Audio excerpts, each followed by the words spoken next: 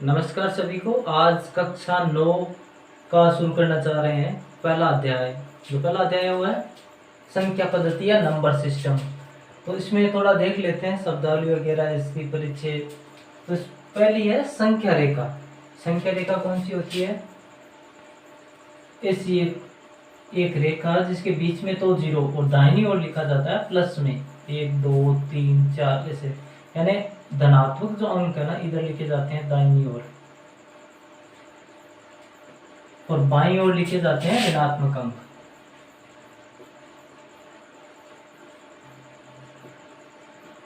-1 -2 -3 -4, इस तरह बीच में जीरो और दाहिनी ओर जीरो के प्लस वाली संख्याएं और बाईं ओर माइनस वाली संख्याएं। उसके बाद देखो प्राकृत संख्या, एक से अनंत की ओर जाने वाली संख्या होती है प्राकृत संख्याएं। मतलब जिन संख्याओं को आप गिन सकते हो वो प्राकृत संख्याएं कहलाती है।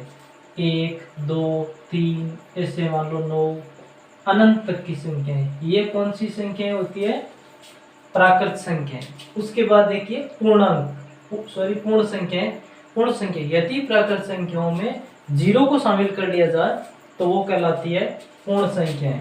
0 1 2 3 ऐसे करके अनंत तक जाने वाली पूर्ण संख्याएं कौन सी होती है? यदि प्राकृत संख्याओं में जीरो को शामिल कर लिया जाए तो वो कहलाती है पूर्ण संख्याएं, यानी जीरो से प्रारंभ होती है अनंत की ओर जाती है। अनंत का मतलब होता है जिसको आप गिन ना सको, जिसका अंत ना हो। उसके बाद देखो पूर्णांक। पूर्णांक होते हैं धनात्मक और ऋणात्मक, यानी बट्टा वाली तो नहीं होती है, लेकिन -3 -2 -1 0 1 2 3 ऐसे शामिल होती है। मतलब इनको बोलते हैं हम पूर्णांक, यानी इधर अनंत तक आती है माइनस अनंत और इधर अनंत की ओर, यानी माइनस और प्लस दोनों में चलती है, वो कहलाती है पूर्णांक। धनात्मक पूर्णांक कौन से होते हैं? 0 1 2 3 4 ऐसे करके होते हैं धनात्मक पूर्णांक। ऋणात्मक कौन से होते हैं? माइनस वाले संख्या, -5 -7। पूर्णांक का मतलब होता है पूर्णांक। पूर्णांक यानी जैसे 1/2 नहीं हो, 0.2 नहीं हो, 4.6 ऐसे नहीं हो। पूर्णांक पूर्णांक यानी 5 7 1 ऐसे होते हैं, वो कहलाते हैं पूर्णांक। उसके बाद देखो अभाज्य संख्याएं, जिन संख्याओं में स्वयं और एक के अलावा किसी भी संख्या का भाग नहीं जाता वो कहलाती है अभाज्य संख्याएं। यानी एक से बड़ी वो संख्याएं जिनमें स्वयं या एक के अलावा किसी भी संख्या का भाग नहीं जाता वो कहलाती है अभाज्य। जैसे 2 3 5 7 11 13 17 19 ऐसे करके। इनमें देखो 2 में 2 और एक के अलावा किसी का भाग नहीं जा रहा है, 3 में भी किसी का नहीं जा रहा, 5 में नहीं जाता, 7 11 13 17 19 इनमें किसी भी संख्या का भाग नहीं जाता है तो वो कहलाती है अभाज्य संख्या। भाज्य कौन सी होती है? जिनमें भाग जाता हो, जैसे 4 6 8 10 9 ये संख्या। इनमें देखो 4 में 2 का जा रहा है, 6 में 2 और 3 का जा रहा है, 4 में 2 4 का जा रहा है, 10 में 5 2 का जा रहा है, 9 में 3 का जा रहा है। तो ये क्या कहलाती है? भाज्य संख्या। यानी इनके आप टुकड़े कर सकते हो तो वो तो कहलाएगी भाज्य, और जिनके टुकड़े अभाज्य मतलब जो भाज्य नहीं हो वो कहलाती है अभाज्य संख्याएं। एक है ना संख्या एक ना तो भाज्य और ना ही अभाज्य है, ये ध्यान रखना है। मोस्ट इंपोर्टेंट है कि एक जो संख्या होती है ना वो ना तो भाज्य होती है और ना ही अभाज्य होती है। क्लियर है? वास्तविक संख्याएं, सभी संख्याएं मिलकर बनाती है वास्तविक संख्याएं। जैसे पूर्ण संख्याएं, पूर्णांक, प्राकृत संख्याएं, परिमेय, अपरिमेय, सारी जो संख्याएं मिलकर बनाती है वास्तविक संख्याएं। और वास्तविक संख्या है उनका दशमलव प्रसार का मतलब पॉइंट के रूप में लिखें। जैसे एक संख्या है 2/3, इसको पॉइंट के रूप में कैसे लिखें? 2 में 3 का भाग जाता नहीं है तो यहाँ होगा 20, पहले आ जाएगा 0 पॉइंट, फिर 20 आएगा तो भाग जाएगा 6 बार, फिर बचेगा 2, फिर 6 6 6। ये जो प्रसार है ना इसको बोलते हैं दशमलव प्रसार। अब देखो शांत दशमलव, ये 2-3 प्रकार का होता है। एक तो शांत दशमलव, अशांत आवर्ती। आवर्ती का मतलब होता है बार बार आना, फ्रीक्वेंसी। और अशांत अनावर्ती।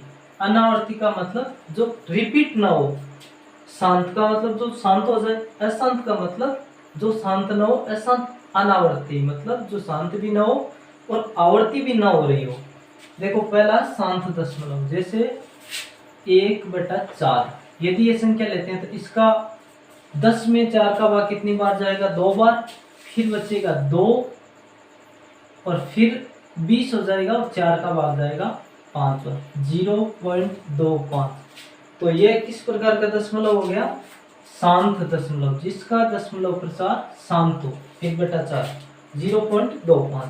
फिर देखो अशांत आवर्ती, जिनका दशमलव प्रसार अशांत हो और आवर्ती भी हो रही हो। जैसे इस उदाहरण में हम देखते हैं 2/3 है ना, इसमें देखो 0.666, यानी ये आता ही जाएगा, कितना लंबा ले जाओ आता ही जाएगा 666।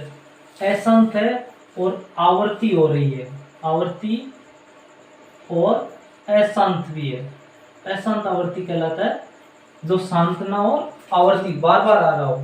उसके बाद है अशांत अनावर्ती, जिनका प्रसार अशांत हो और आवर्ती भी ना हो। जैसे 0.14441442412 ऐसे आ रहे हो, मतलब बारंबार आवर्ती भी ना हो रही हो और अशांत भी हो, तो यह दशमलव प्रसार कहलाता है अशांत अनावर्ती। अब देखते हैं परिमेय संख्याएं, वे संख्याएं जिनको p/q के रूप में लिखा जा सकता है, वो कहलाती है परिमेय संख्याएं। जैसे 1/3 ये परिमेय संख्या है, इसको आप लिख सकते हो ना p/q। p का मतलब अंश और हर के रूप में, ऊपर वाली संख्या कहलाती है अंश और नीचे वाला कहलाता है हर। अंश और हर के रूप में आप जिनको लिख सकते हो वो कहलाती है परिमेय संख्या, p/q के रूप में। लेकिन एक शर्त ये होती है कि q का मान 0 नहीं होना चाहिए, q is not equal to 0। यदि q 0 हो गया तो इसका मान आ जाएगा अनंत। अपरिमेय संख्या कौन सी होती है जिनको आप p/q के रूप में नहीं लिख सकते, वो कहलाती है अपरिमेय संख्या। जैसे वर्गमूल 2, वर्गमूल 2 को आप p/q के रूप में नहीं लिख सकते, क्योंकि वर्गमूल 2 का मान होता है 1.4142, ऐसे आगे करती आता जाता है, और जब आप उसका बट्टा में लेते हो तो बट्टा में आती नहीं है। इसलिए अपरिमेय संख्या p/q के रूप में नहीं लिखी जा सकती। ठीक है, घातांक के नियम पढ़ेंगे। इसमें देखो जैसे ये लिखा हुआ है 2⁻3, तो इसमें जो 2 है ना वो तो कहलाता है आधार, और 2 के ऊपर जो लिखा हुआ है उसको बोलते हैं घात। ये क्या है, आधार, और ऊपर जो थोड़ी ऊपर लिखी हुई है इसको बोलते हैं घात। और ये जो अंक है ना, अंक 3, इसको बोलते हैं घातांक। तो इसमें घातांक कितना है, 3 है, और आधार कितना है, 2। इसको बोलते हैं हम घातांक। इसके नियम पढ़ेंगे। जैसे यदि आधार के एक घात लगी हुई है और गुणा में है वही आधार जिसके दूसरी घात है, तो इसका आधार तो वही रह जाता है, घातों का योग हो जाता है। जैसे देखिए 2⁻3 गुणा 2⁻4, तो ये हो जाएगा 2⁻3 + 4 बराबर 2⁻7। ये हो जाएगा आंसर। कैसे किया हमने, सूत्र होता है आधार की एक घात है m और उसी आधार की दूसरी घात है n, उन दोनों का आपस में गुणा, तो आधार वही रहता है और जो ऊपर वाली घातांक है उनका हो जाता है योग।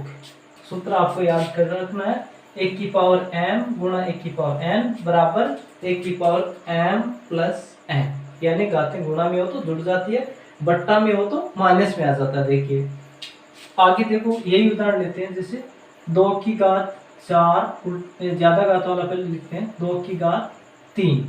तो यहाँ देखो एक तो ये 2, आधार कितना है, 2, आधार बराबर 2, और घातें कौन कौन सी है, घातें बराबर 4 व 3, 4 और 3 घातें। अब देखो पहले m - n, तो 4 - 3 बराबर 2⁻1 बराबर 2, ये हो गया आंसर। तीसरा देखते हैं एक की घात m और कोष्टक उसके बाद घात n। तो इसका कैसे करते हैं, एक की घात m गुणा n। जैसे एग्जांपल लेते हैं, 2 की घात लिखा हुआ है 2 और कोष्टक बंद घात 3, तो ये हो जाएगा 2 की घात 2 गुणा 3, 2 की घात 6, ये हो जाएगा आंसर। समझ रहे हो ना, एक आधार की घात कोष्टक में है, एक घात बाहर लगी हुई, तो दोनों का आपस में हो जाता है गुणा। बहुत इजी नियम है तीसरा भी, एक की घात m की घात n बराबर एक की घात mn। चौथा देखिए सूत्र, एक की घात m गुणा b की घात n। इस बार क्या है, आधार असमान है, आधार असमान है और घात समान है।